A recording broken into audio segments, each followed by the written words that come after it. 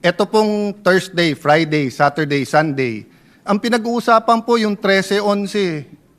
Pinag-uusapan fireworks, pinag-uusapan papalitan. I'm at your service and I am at your disposal. Show me 13 hands or 13 signatures. I will even administer your oath if you want to. Ano po ang nasabi po last week? Bumaksak daw po ang Senado. And alam niyo po, kasundo ko si Senator Win. I wasn't joking. I was making him smile, but I would vote for him. Pero sabi niya kanina, ibalik ang dignidad ng Senado. Okay, I'll take it with good faith. Ang problema, Senator Win, yan ang narrative ng minority. Na simula nung Mayo 11, bumaksak. Bumaksak po ang Senado nung nagsimula po yung flood control. Dahil po, ilan ang binanggit sa minority. Pero ilang beses po sinasabi ng minority, bakit ganon? Kapag ka minority, may insertion daw. Pagka majority, amendment. Una, napakaraming ghost, tapos konti na lang.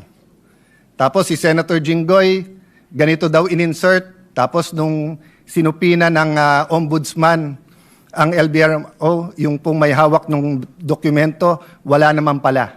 I won't go into that because I do respect the hard work that every single senator, may it be Senator Marcoleta, may it be Senator Erwin Tulfo, or our chairman, Senator Lacson. I respect the work. I disagree on many things, but I do not criticize. Did I say bumaksak dahil sa'yo? Huwag tayo dun sa yung integridad ng institusyon kasi syempre, didepensa kami. 'Di ba? Dahil ang tingin namin, bumaksak na to dati pa. But we're not pointing fingers. Bakit bumaksak? We're just letting history judge it. Sabi po nung iba, fresh start. Bakit? Hindi ba fresh start pagdating ko? Hindi pa nga ako nagsa-start, inuupakan na ako eh. Judge me as Senate President every single day, every single week. Kung tatagal ako ng 1 month, 2 months, edi for 2 months, 3 months, 4 months, di ba? Pero yung inuunahan, hindi pa nga nag-uumpisa, fresh start na, medyo foul naman yon. Yes, it's political, pero medyo foul naman.